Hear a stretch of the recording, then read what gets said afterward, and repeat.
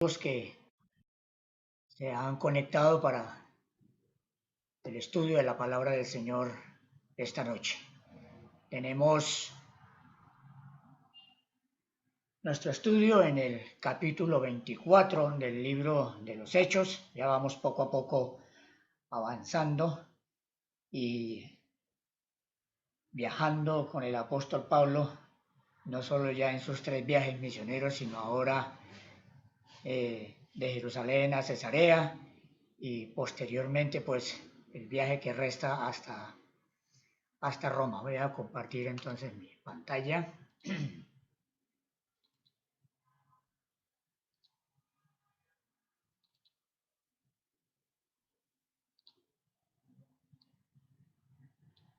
Muy bien. Bien, entonces vamos a encomendar este tiempo en las manos del Señor, rogando la dirección de su Santo Espíritu para que estemos con nuestros oídos abiertos, nuestros corazones dispuestos a alimentarnos de su preciosa y divina palabra. Dios y Padre, te damos gracias por darnos estos tiempos tan maravillosos para ocuparnos en la lectura, meditación y estudio de tu palabra. Rogamos, nuestro Padre, que nos dé sabiduría, nos dé entendimiento, que tu Santo Espíritu nos guíe y para que todos y cada uno de quienes estamos esta noche presentes podamos ser reavivados, podamos ser reafirmados en tu palabra y sobre todo el propósito más grande de cada uno de tus hijos es que crezcamos en la gracia y en el conocimiento de tu Hijo amado, el Señor Jesucristo. De manera, Padre, que colocamos este tiempo en tus manos y nos presentamos delante de ti con acción de gracias, en el nombre precioso del Señor Jesucristo. Amén.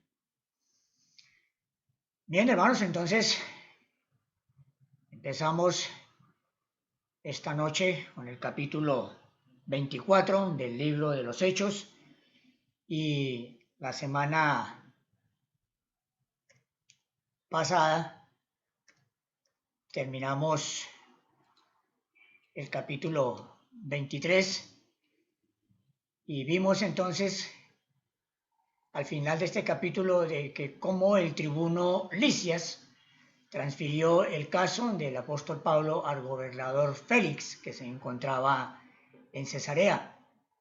Pero antes de tratar el caso, el gobernador, posteriormente de recibir a Pablo, de recibir la carta que envió Lisias, quería que los acusadores de Pablo estuvieran presentes y tuvieran también la oportunidad de expresarse. Él quería escuchar pues a los acusadores y también escuchar al acusado. De manera que en el capítulo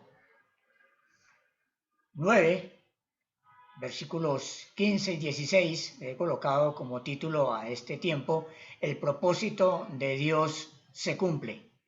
Maravilloso ver cómo el Señor fue llevando toda esta situación hasta donde Él quería. Dios se propuso desde el día que llamó al apóstol Pablo para servir en la obra, para servir en el ministerio, de llevarlo hasta estas estancias. Entonces vemos aquí en Hechos capítulo 9, versículos 15 y 16, donde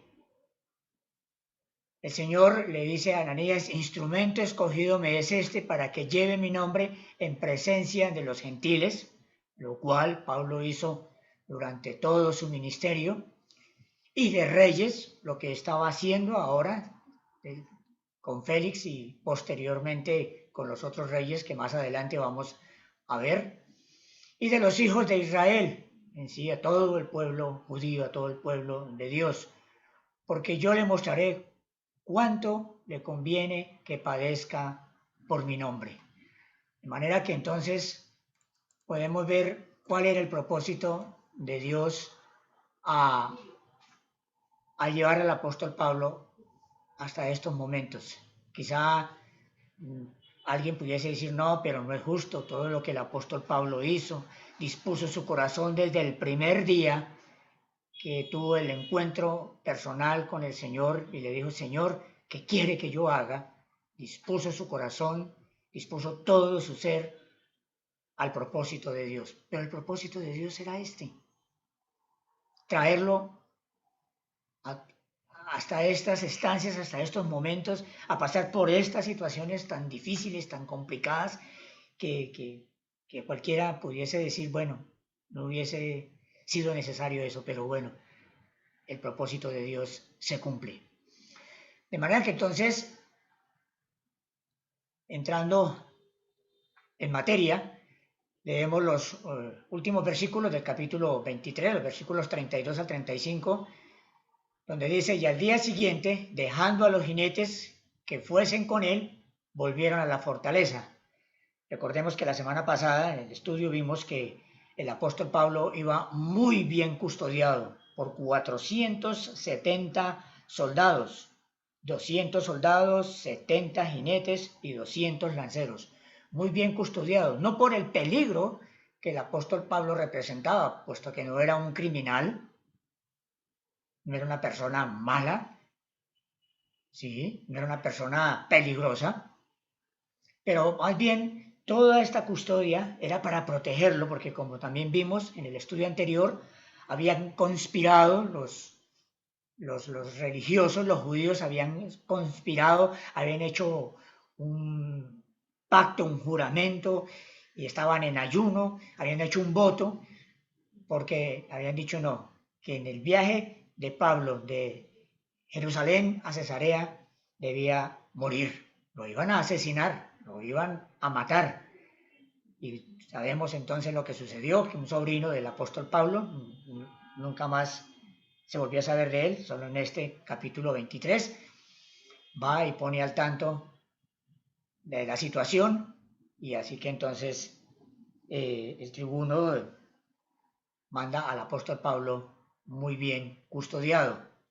Versículo 33, cuando aquellos llegaron a Cesarea y dieron la carta al gobernador, presentaron también a Pablo delante de él. Y el gobernador, leía la carta, preguntó de qué provincia era, y habiendo entendido que era de Cilicia, le dijo, te oiré cuando vengan tus acusadores, y mandó que le custodiasen en el pretorio de Herodes. Entonces, hermanos, ya el apóstol Pablo está en Cesarea, está custodiado. Y la verdad es que el gobernador no solo quería esperar a los acusadores, pues era lo correcto escuchar las dos posiciones, las dos partes, los acusadores y al acusado, sino como veremos más adelante, él lo hizo también para cuidarse de sus espaldas, para congraciarse con los religiosos, con los judíos, con el sumo sacerdote, y también para ver qué beneficio podía obtener de este proceso. Como vamos a ver en el desarrollo del estudio, era un hombre malvado, interesado en sobornos, querer arreglar las cosas a su manera. Así que, pues el propósito era tanto esperar a los acusadores como también a ver a qué acuerdos de pronto económicos, monetarios, podría llegar con los unos y los otros. Pues bien, ante este gobernador Félix, llevaron a Pablo para ser juzgado allí en Cesarea. Pero veamos para entrar en el contexto de la historia y de este personaje, además del personaje principal que es el apóstol Pablo, ¿quién era Félix? Entonces, mirando un poco la historia, dice Félix, procurador romano de Judea entre el año 52 y 59 después de Cristo, cuyo nombre completo era Marco Antonio Félix. Fue un liberto, o sea, fue esclavo y posteriormente liberado por su amo, y su hermano, un favorito del emperador Claudio, le consiguió la posición de gobernador. Dice la historia que se casó 3 veces. Las 2 primeras esposas tuvieron el mismo nombre. Para esta época estaba casado con Drusila, quien era la hija menor de Herodes Agripa I. Félix no tenía ninguna preparación para el alto cargo que tuvo en Palestina.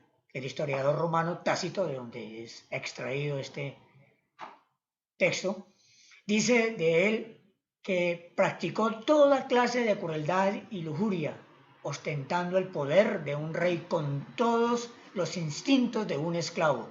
Así que era un hombre sin educación, toda su vida o la mayor parte de su vida fue esclavo, y por las influencias, como lo hay siempre en la política desde ese tiempo hasta entonces, las influencias políticas lo llevaron allí a ocupar el cargo de gobernador en Palestina. Se dice que instigó el asesinato del sumo sacerdote Jonatán y suprimió varias rebeliones que los judíos tuvieron contra él, contra su dominio, contra su gobierno. Entonces el apóstol Pablo apareció ante él y Drusila, su esposa, la cual era judía, y les habló acerca de la justicia, del dominio propio y del juicio venidero. Tres temas bien interesantes que vamos a ver un poco más adelante. Y esto pues hizo que Félix se estremeciera, temblara quizá de temor al ver la condición en que se encontraba delante de lo que Pablo le estaba hablando. Pero hizo caso omiso al mensaje del apóstol Pablo. Adelante vemos que estuvo dilatando toda esta situación, tanto el juicio como también de pronto el rendir su vida a los pies del Señor. Félix se convenció de la inocencia de Pablo y lo hubiera liberado si el apóstol Pablo le hubiese pagado algún rescate, le hubiese dado algún soborno que al final vemos que era uno de los intereses principales de Félix. Pero como no se le hizo la oferta, dejó a Pablo en prisión con la esperanza de obtener el favor de los judíos, congraciarse con los judíos. Lo vamos a ver al final del capítulo de hoy. Al regresar a Roma, Félix, una vez terminado su periodo de servicio, los judíos presentaron algunas acusaciones contra él, pero fue absuelto. Quizá por tener cierto parentesco y el favor de los políticos de la época. Entonces, ante este hombre es que es traído el apóstol Pablo, desafortunadamente, para defenderse y para desarrollar el juicio que estaba preparado para él. Entonces veamos ahora los acusadores de Pablo. Los acusadores de Pablo no pudieron llegar a Cesarea sino casi una semana después, 5 días después de haber llegado el apóstol Pablo custodiado con los 70 jinetes. Y la comitiva que se presentó era bien interesante, bien importante. Veamos el capítulo 24, entonces, el primer versículo, el versículo 1. 5 días después descendió el sumo sacerdote Ananías con algunos de los ancianos y un cierto orador llamado Tértulo, y comparecieron ante el gobernador contra Pablo. Así que llegó, por decirlo de alguna manera, un séquito importante. El sumo sacerdote con un abogado y los ancianos. Un abogado para presentar el caso ante el gobernador, ante Félix. Y entonces este Tértulo fue quien tomó la palabra, fue el orador, a quien usaron como abogado por su elocuencia de palabra, por la facilidad de expresión, por los términos que usa. Y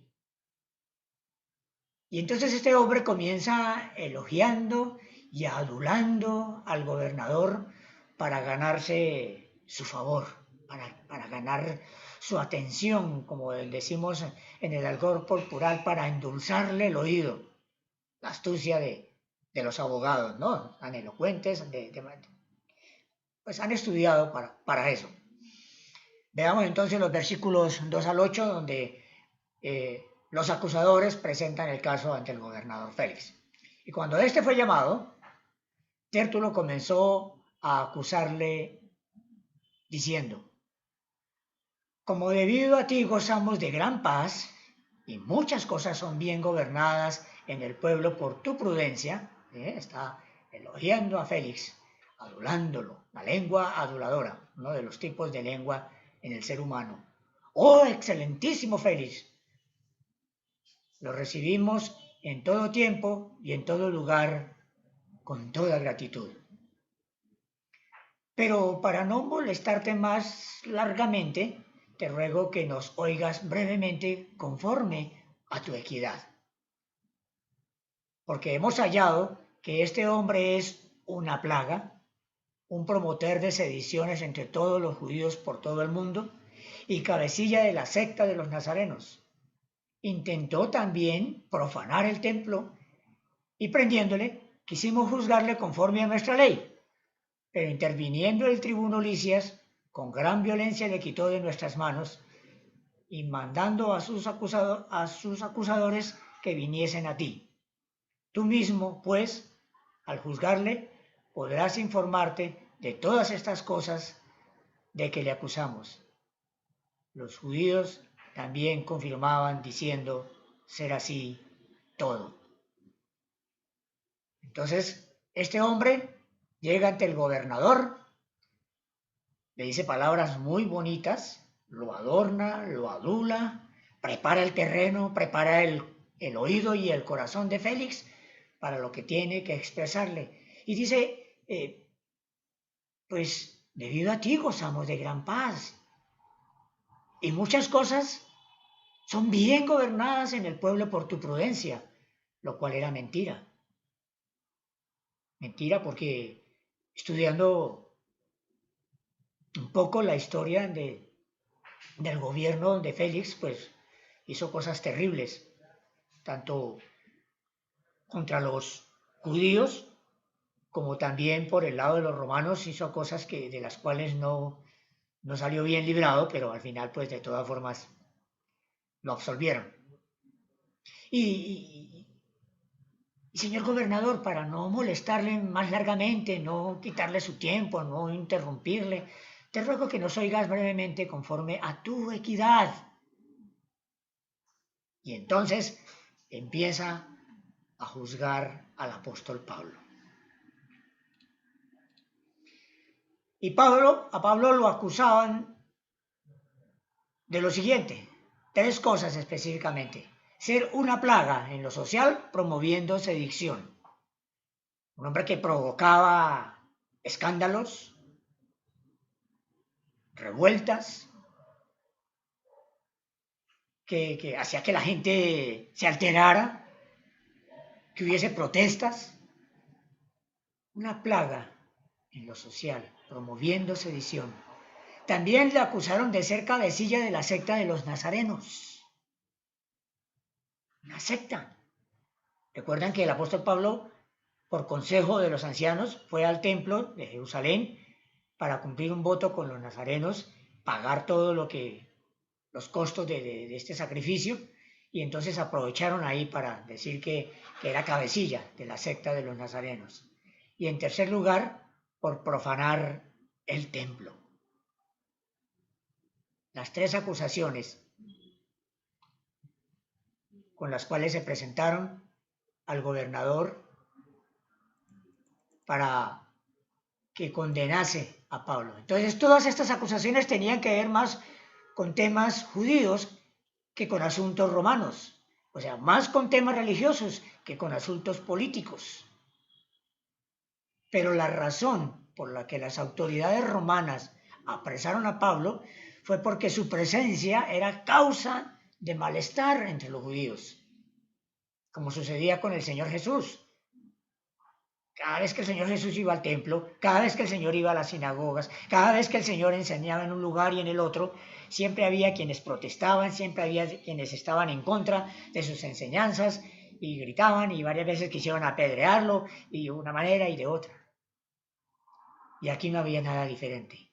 Con el apóstol Pablo estaba sucediendo exactamente lo mismo que sucedió con Pedro, con Juan y con los demás discípulos del Señor.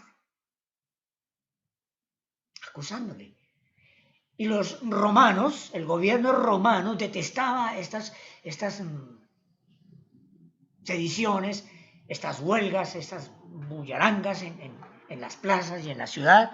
De manera que entonces lo que hicieron con Pablo fue apresarlo. Vemos lo que hizo Licias. lo arrebató de las manos de ellos, porque ellos querían juzgarlo a su manera, de hecho, sacarlo quizá de la ciudad y apedrearlo como hicieron en otra oportunidad y como hicieron con Esteban, ¿sí? Pero Lisias lo arrebata de las manos de ellos, lo custodia y se lo lleva. Y notemos que el tribuno, que el abogado señala a Lisias, dice, si no hubiese sido porque este hombre, en otras palabras, se metió, se atravesó, pues nosotros nos hubiésemos encargado de esa situación y no hubiese habido necesidad de traerte el caso aquí a Cesarea. Pero como Lisias se interpuso, entonces por eso tuvimos que presentarnos ahora delante de ti. De manera entonces que todas estas situaciones hacían que el pueblo se alterase y hubiese protestas y gritos y todo esto. Y entonces a Pablo lo llevan prisionero para protegerle, pero también a la vez para evitar estos escarnios públicos, estas protestas públicas en Jerusalén. Luego de adular al gobernador, el orador Tértulo trató de convencer al gobernador de que dejara el asunto de Pablo en manos de los judíos. En otras palabras, que no se tomara la molestia ni perdiera tiempo en esa situación, que ellos podrían manejar la cosa. Y en lugar de tratarlo las cortes romanas, ellos podrían hacerlo. Pero Dios tenía otros planes. Y él quería llevar a Pablo a Roma. El propósito de Dios se cumple. El propósito de Dios era llevar al apóstol Pablo a Roma. De manera que cuando el apóstol Pablo pide ser llevado a Roma ante el emperador, algunos se contrarían, se escandalizan. ¿Pero cómo así? ¿Pero por qué va a apelar al César? No hay necesidad. Pero Pablo conocía el propósito de Dios y no quería interponerse al propósito de Dios. Hermanos, es muy importante que nosotros como hijos de Dios seamos conscientes de cuál es el propósito de Dios en nuestra vida. Nos fuimos llamados para simplemente seguir el camino del Señor. Nos fuimos llamados solamente para ser salvos, sino además para cumplir el propósito y el plan de Dios para nuestra vida. Y le hemos preguntado al Señor cuál es el propósito que tiene para nosotros. Quizá han pasado años y años de ser creyente y no hemos sabido qué quiere el Señor que hagamos. Quizá hemos tratado de hacer una cosa aquí, una cosa allá, otra más allá, hemos picado aquí, hemos picado allá, pero no hemos hecho nada concreto, nada específico. Y el tiempo pasa, y los años pasan, y el Señor viene o nos llama a su presencia, y quizá de lo mucho que pensamos que hicimos, en realidad no hicimos nada, pero Dios sabe. No estoy juzgando, pero qué bueno que podamos entender cuál es el propósito de Dios para nuestra vida, como creyentes y en todas las áreas de nuestra vida, siempre pensando en hacer la voluntad de Dios, porque Dios siempre cumple su propósito. Él lo lleva a feliz término, así nosotros no querramos, así nosotros nos desviemos como Jonás, así nosotros tomemos otro rumbo como Jonás. Dios cumple su propósito y quizás tenga que tratarnos como a Jonás, pero cumple su propósito. De manera que entonces, ahora de los versículos 10 en adelante, encontramos la defensa del apóstol Pablo, que más que defensa,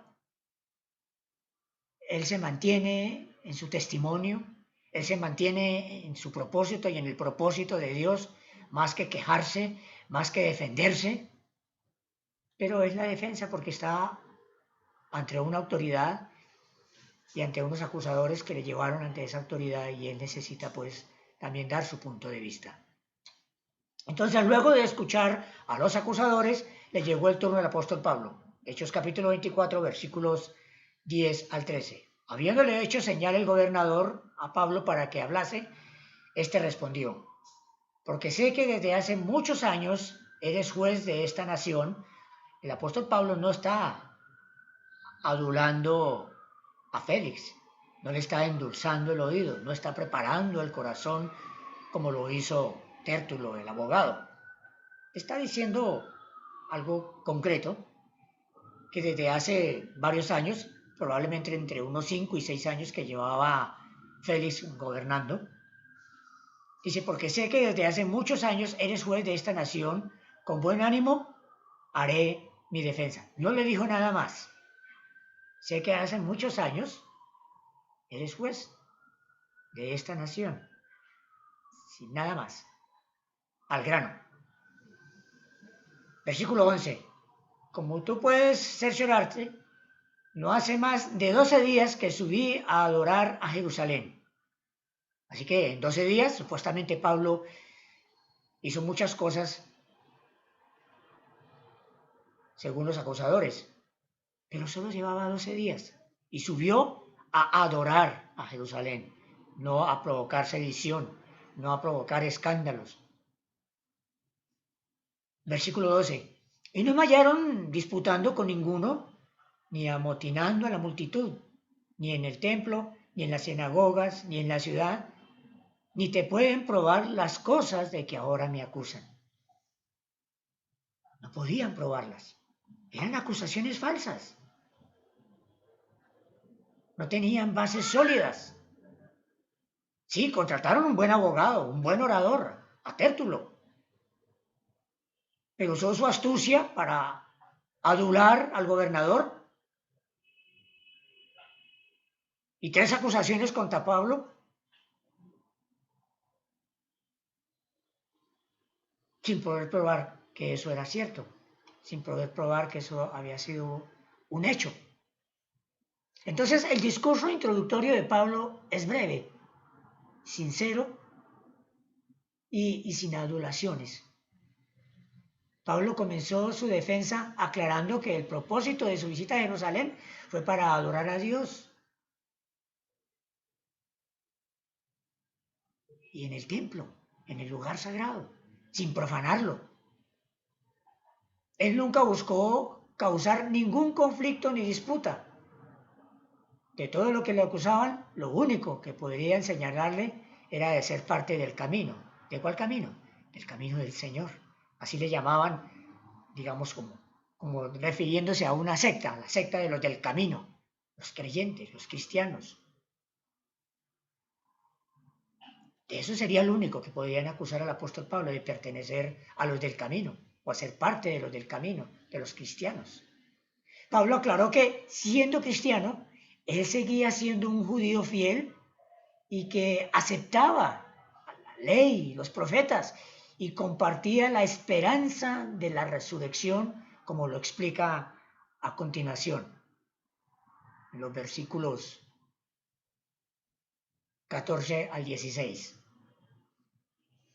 Pero esto te confieso, que según el camino que ellos llaman herejía, el camino del Señor, así sirvo al Dios de mis padres, creyendo todas las cosas que en la ley y en los profetas están escritas, teniendo esperanza en Dios, la cual ellos también abrigan, de que ha de haber resurrección de los muertos, así de justos como de injustos.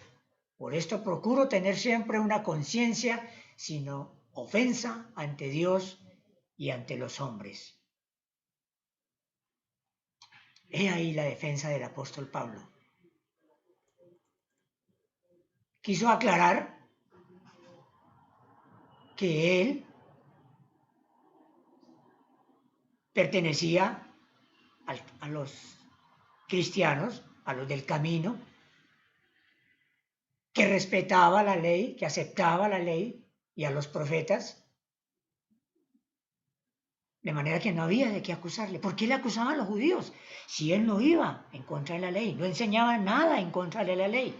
Claro, enseñaba en cuanto a que no había que circuncidarse ni cumplir ciertos ritos de la ley, porque no eran necesarios. porque entonces por demás hubiese muerto el Señor Jesucristo, dice la palabra. Y era por esto que lo asediaban, lo perseguían, lo acusaban y ya le llevaban allí ante el gobernador. Pero luego de explicar su postura religiosa, Pablo explica lo que había llegado a hacer a Jerusalén. Veamos los versículos 17 al 21. Pero pasados algunos años, vine a hacer limosnas a mi nación y a presentar ofrendas. Recordemos que Pablo, después de estar en Jerusalén, hizo los 3 viajes misioneros, así que por varios años no volvió a Jerusalén. Su punto de partida de cada viaje y de regreso de cada viaje era Antioquía. Pero ahora, pasados algunos años, dice, vine a hacer limosnas a mi nación y presentar ofrendas, y estaba en ello cuando unos judíos de Asia me hallaron purificando en el templo, no con multitud ni con alboroto. Nada de lo que dicen es cierto. Ellos debieran comparecer ante ti y acusarme si contra mí tienen algo. Versículo 20. O digan estos mismos si hallaron en mí alguna cosa mal hecha cuando comparecí ante el concilio. A no ser que, estando entre ellos, prorrumpí en alta voz acerca de la resurrección de los muertos, soy juzgado hoy por vosotros. Recordemos, hermanos, que hablar de la resurrección de los muertos, que hablar de la resurrección del Señor Jesucristo, para ellos era una ofensa grande. Pablo aclaró que no había hecho absolutamente nada malo ni incorrecto. Y si lo acusaban de algo, era falso, no podían probarlo. Y dice, cuando comparecí ante el concilio, esto fue en Jerusalén, Ananías y los ancianos eran miembros del Sanedrín, los que estaban allí. Ananías y los ancianos que estaban allí en Cesarea ante Félix junto con el abogado Tértulo eran los mismos que estaban en el concilio en Jerusalén. Eran miembros del Sanedrín, por lo que podían dar fe de la audiencia de Pablo. Y ellos sabían de qué estaba hablando el apóstol Pablo en ese momento. Ellos sabían que lo que Pablo estaba diciendo era cierto. Estaba recordándoles, refrescándoles la memoria de cuando compareció ante el concilio en Jerusalén.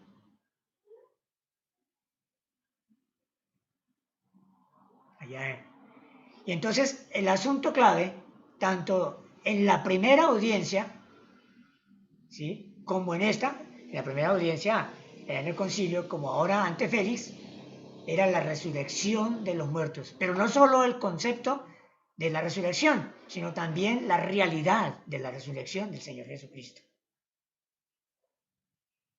Ellos no podían aceptar que el Señor había resucitado de entre los muertos. No podían aceptar eso. Para ellos era una bofetada, era una herejía, era un insulto. Por eso se ofendían cada vez que el apóstol Pablo trataba del asunto de la resurrección. Vimos ya en capítulos anteriores de que ellos siempre estuvieron en contra de esta doctrina, de esta enseñanza de la resurrección. Pero, ¿qué pasa ahora? Félix, después de escuchar a los acusadores y después de escuchar al apóstol Pablo, pospone su decisión, no da un veredicto, no dice, bueno, ya, listo. La situación es esta y esta. No. Deja la cosa ahí como en suspenso, a ver qué pasa. Y pues los judíos tenían urgencia de que esta situación se resolviera. Tenían que regresar a Jerusalén y el camino era largo. Quizá allí no había hoteles para hospedarse y era complicado, de manera que no podían quedarse mucho tiempo.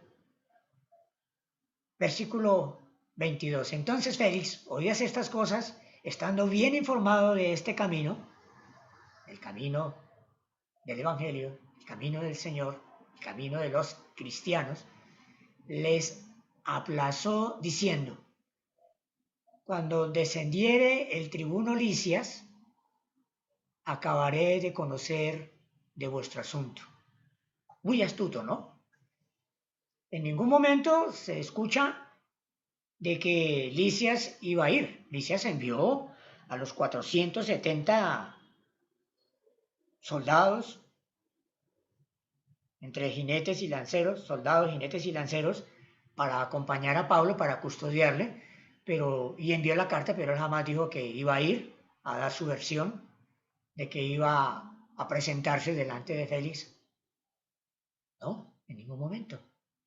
Pero Félix dice que cuando él escucha a Lisias, entonces va a tomar una decisión, va a retomar el asunto para tomar una decisión.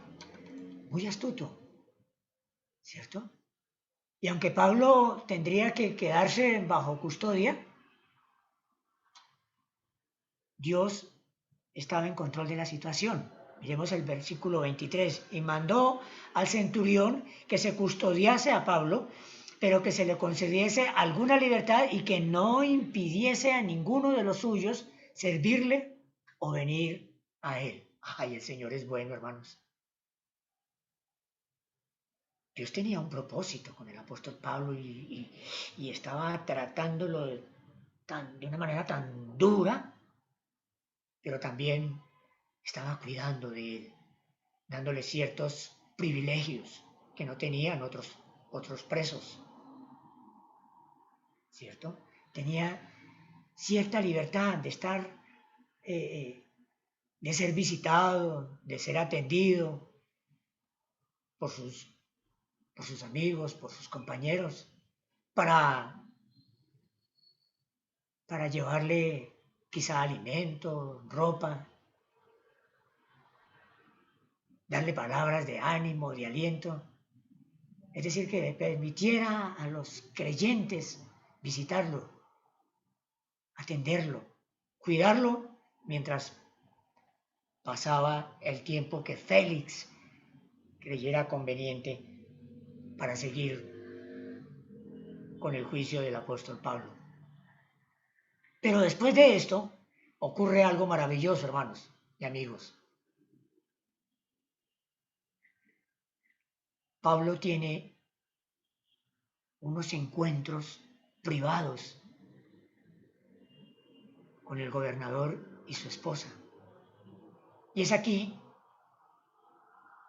lo que me ha llevado a colocarle el título al estudio de hoy: el propósito de Dios se cumple, como veíamos el primer versículo de la introducción. Versículo 24. Algunos días después, viniendo Félix con Drusila, su mujer, que era judía, llamó a Pablo y le oyó acerca de la fe en Jesucristo. Mire cómo se está cumpliendo el propósito del Señor. Félix pudo haberse desentendido de Pablo, pero algo le intrigó, algo le inquietó en su corazón cuando escuchó a Pablo, porque la defensa de Pablo no fue, como dije hace un momento, de defenderse y echarle agua sucia a sus acusadores, y yo no hice esto, yo no hice lo otro, y porque me acusan y que eso es falso y que eso no es cierto, ¿no? Y todo esto inquietó a Félix.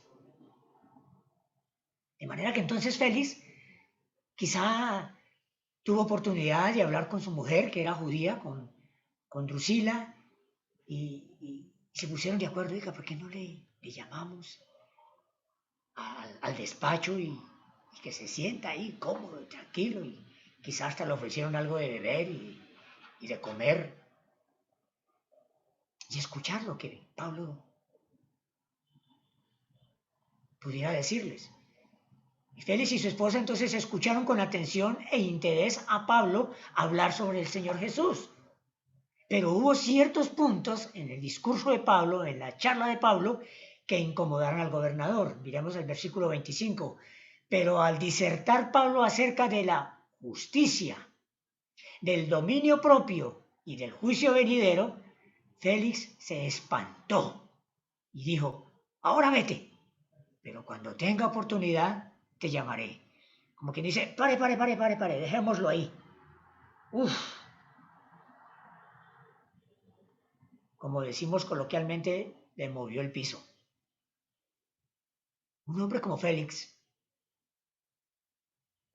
un hombre que fue esclavo, un hombre sin educación, del vulgo, que estaba allí por oportunidad, por privilegios, que había cometido injusticias, que había participado en injusticias, que le gustaba el soborno.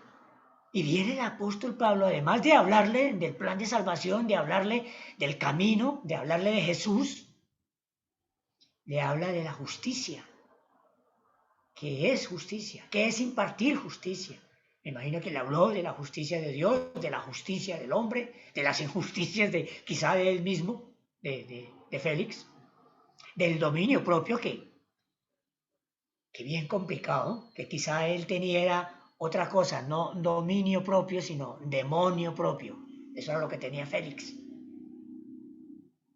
Tenía dominio propio, tenía control, era un hombre desenfrenado, 3 esposas, y las esposas que tuvo, a 2 de ellas las hizo separarse de sus esposos con mentiras, con engaños, para luego hacer las esposas de él, según el historiador. Entonces Félix se espantó cuando le habló de estas 3 cosas tan importantes en el ser humano y del juicio venidero. Oiga, señor gobernador, con todo el respeto que usted me merece, hay un juicio venidero para quienes rechazan el camino, para quienes rechazan al Señor, al Salvador, para quienes obran con injusticia, para quienes no tienen dominio propio, hay un juicio venidero. Y Félix se espantó y dijo: ahora vete, llévenselo de aquí, pero cuando tenga oportunidad te llamaré. De manera que dejó la puerta abierta. Yo me imagino que esa noche Félix y su esposa Drusila no pudieron dormir. Pasó como sucedió con Pilato y la esposa de Pilato, atormentados por estar juzgando y condenando al Señor Jesucristo. El propósito de Dios se cumple. Y miremos entonces lo que leímos allí en Hechos capítulo 9, versículos 13 al 16, cuando Pablo tuvo el encuentro con el Señor y quedó ciego y tuvieron que llevarle hasta donde estaba Ananías. Entonces Ananías respondió: Señor, he oído a muchos acerca de este hombre, cuántos males ha hecho a tus santos en Jerusalén, y aún aquí tiene autoridad de los principales sacerdotes para aprender a todos los que invocan tu nombre. Ananías hablando con el Señor cuando le mostró lo que debía hacer con Saulo. Versículo 15, el Señor le dijo: ve, porque instrumento escogido me es este para que lleve mi nombre en presencia de los gentiles, de reyes, ya se estaba cumpliendo ese propósito, y de los hijos de Israel, porque yo le mostraré cuánto le conviene que padezca por mi nombre. El propósito de Dios se estaba cumpliendo al pie de la letra a través de su siervo, el apóstol Pablo. Ya había llevado el mensaje por todo el mundo.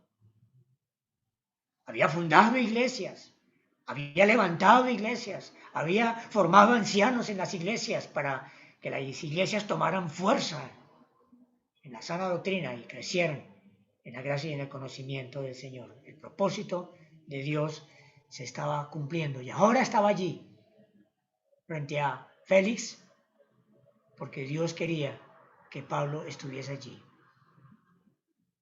Hermanos, En los últimos años de la vida del apóstol Pablo estuvo preso. Y aunque parezca injusto, en realidad era parte del plan, del propósito de Dios, quien permitió que todo esto sucediera y que Pablo llegase allí a donde nadie hubiese tenido el poder para llegar con el mensaje del Evangelio. A estos hombres mundanos, perversos, que no les gustaba sino la política, el soborno, la vida fácil, las mujeres, la promiscuidad, etcétera, etcétera. Solo el apóstol Pablo tenía oportunidad en este momento ante Félix, más adelante ante otros gobernantes, hasta llegar a Roma. Ese era el plan y el propósito de Dios con el apóstol Pablo. Si hubiera estado en libertad, lo más probable es que Pablo nunca hubiera podido tener acceso a estos personajes, llegar a estos lugares, pisar esos estrados. Pero esa no fue la única ventaja de estar bajo arresto. Además, Pablo utilizó esos años de cárcel para escribir muchas de las cartas que componen el Nuevo Testamento, que han servido para edificar la iglesia con doctrina pura, santa, inspirada por el Espíritu Santo. Un doble propósito: llegar a estos lugares, pero también escribir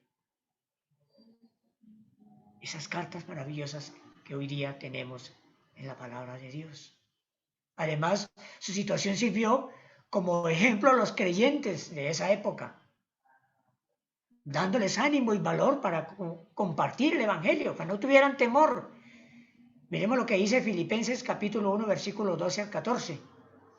Quiero que sepáis, hermanos, que las cosas que me han sucedido han redundado más bien para el progreso del Evangelio, de tal manera que mis prisiones se han hecho patentes en Cristo en todo el pretorio y a todos los demás. Y a la mayoría de los hermanos, cobrando ánimo en el Señor con mis prisiones, se atreven mucho más a hablar la palabra sin temor. Hermanos, viendo esta situación por la que estaba pasando el apóstol Pablo, ¿quién no se animaba? ¿Quién no sentía el deseo de imitarle, de seguir sus pasos, sin importar cuánto iban a padecer, cuánto iban a sufrir? Esa persecución del apóstol Pablo sirvió para animar a la iglesia primitiva y para animarnos en estos días a nosotros.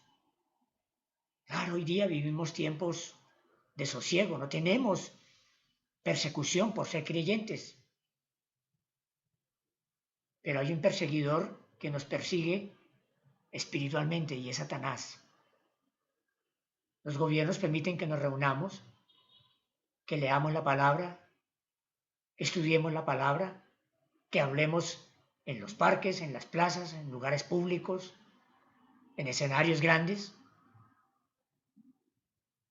Toda la libertad del mundo, gracias al Señor.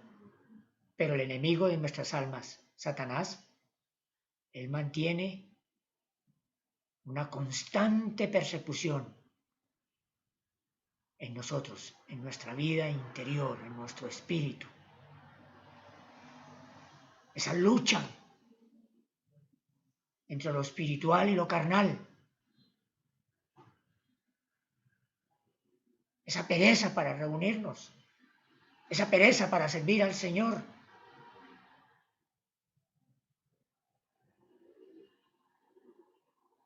Esa es la persecución de parte del enemigo de nuestras almas, Satanás. Versículo 26. Esperaba también con esto que Pablo le diera dinero para que le soltase, por lo cual muchas veces lo hacía venir y hablaba con él. Entonces, Félix aprovechaba para hablar con Pablo. Notemos que lo tuvo 2 años allí, con ciertos privilegios, y aprovechó Félix ese tiempo para hablar con Pablo, hacerle ir una y otra vez a hablar, pero no solamente porque quería quizá escuchar del Evangelio, quería rendir su vida al Señor, sino él buscaba otra cosa. Esperaba que Pablo le diera dinero, le sobornara, le dijera, bueno, señor gobernador, ya llevamos tantos años aquí, 2 años en esto y no se ha adelantado nada, ni lo uno, ni lo otro. Entonces, mire cómo hacemos. Quizá Pablo hubiese podido decir, no sino llamar a mis hermanos en Jerusalén y ellos mandan en dinero y bueno, asunto arreglado. O también esperaba que los judíos y el sumo sacerdote le diesen también dinero para condenar a Pablo. Pero bueno, eso no iba a ser así porque el Señor no lo iba a permitir, el propósito de Dios era otro. Entonces, además de que Félix quería escuchar a Pablo y varias veces tuvo estos encuentros privados, estas citas privadas y quizá en la compañía de Lucila, él tenía otro propósito y era que Pablo le mojara la mano, como decimos coloquialmente. Y el último versículo, 27. Pero al cabo de 2 años recibió Félix por sucesor a Porcio Festo. Y queriendo Félix congraciarse con los judíos, dejó preso a Pablo. No pudo lograr su objetivo, quizá, recibir soborno, ni de un lado, ni del otro, ni del apóstol Pablo, y quizá tampoco de los judíos. Quizá ellos hasta se entendieron, en esos 2 años no volvieron a inquietar a Félix, y pasó el tiempo y llegó el sucesor de Félix, y ahora el caso quedaba en manos de otro gobernante. Este gobernador estaba acostumbrado a la corrupción y por ello estaba esperando que Pablo o sus amigos le dieran dinero para liberarlo. Pero esto no iba a ocurrir, ese no era el propósito del Señor, ese no era el plan de Dios. Y no sabemos con exactitud, pero podría ser que sus enemigos quizás sí lo hicieron o no lo hicieron, pero la palabra de Dios no lo declara. Así que entonces Félix dejó allí a Pablo todo ese tiempo y durante 2 años estuvo preso allí en Cesarea y Félix no resolvió su caso, pero hubo un cambio de gobierno y en el próximo capítulo, la semana entrante, si el Señor lo permite, veremos lo que el nuevo gobernador resolverá sobre el caso del apóstol Pablo. Y quiero terminar, mis amados hermanos, diciendo que no olvidemos que el propósito de Dios se cumple sí o sí. Así no querramos aceptarlo, así no querramos tenerlo en cuenta, el propósito de Dios se cumple. Y si aún no sabemos cuál es el propósito de Dios para nosotros, doblemos rodilla, hermanos, y preguntémosle al Señor, como el apóstol Pablo, Señor, ¿qué quiere que yo haga? Oremos. Dios y Padre, te damos gracias por tu palabra. Gracias por este precioso pasaje en que nos has permitido, Señor, mirar estas situaciones con tu siervo, el apóstol Pablo. Pero, Señor, sobre todo podemos ver que cuando tus planes están trazados desde la eternidad y hasta la eternidad, se cumplen. Nada puede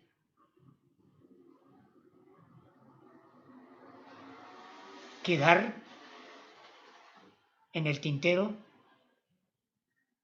si no es tu voluntad.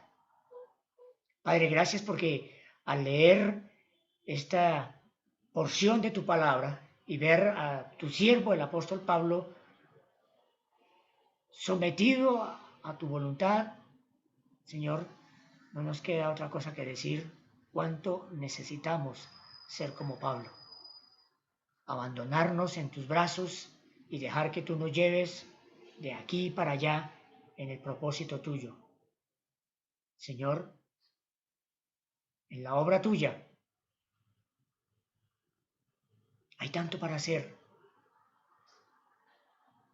Y quizá nosotros no aprovechamos bien el tiempo para echar mano de esas oportunidades que tú nos das de presentar el mensaje de salvación a quienes nos rodean. Mire cómo llevaste al apóstol Pablo incluso hasta personajes tan relevantes del gobierno romano, donde quizá nadie más hubiese tenido oportunidad, pero tú tenías el propósito de llevar a tu siervo allí, y lo llevaste, y él lo hizo, no para defenderse, no para quejarse, sino para presentar el mensaje de salvación ante el gobierno romano. Gracias, Señor. Y gracias por la libertad que gozamos en nuestro país para presentar el mensaje de tu palabra, para reunirnos, para estudiar tu palabra. Y ayúdanos, Señor, en la lucha espiritual, en la guerra espiritual contra el acusador de nuestras almas, contra aquel que pone todo engaño en nuestra mente, en nuestro corazón, que quiere desviarnos, que quiere engañarnos, que pone pereza, que pone sueño, que pone tropiezo, para que hagamos la obra tuya. Ayúdanos, Señor, a seguir adelante. Te lo pedimos y te damos las gracias en el nombre del Señor Jesús. Amén. Muchas gracias, hermanos. Amén. Gracias, hermano Miguelito. Gracias. Bien, hermanos, feliz noche para todos. Las hermanas tienen su cita mañana a las 7 de la noche. Y nosotros nuevamente el jueves a las 6:30 la reunión de oración. Y el grupo de hermanos que se reúne a las 5 para los madrugadores también por esta misma plataforma. El Señor les bendiga, hermanos. Feliz noche. Buenas noches para todos, hermanos. Dios les bendiga. Buenas noches, Dios les bendiga. Amén. Dios les bendiga, hermanos. Por la enseñanza. Bendiga, hermanos, gracias. Buenas noches. Buenas Les bendiga. Buenas noches, Amén, hermano. hermanos. Dios les bendiga. Pasen buenas noches, hermanos. Que el Señor les guarde. Amén, hermano Roberto. Amén, hermano Roberto. Hermanitos.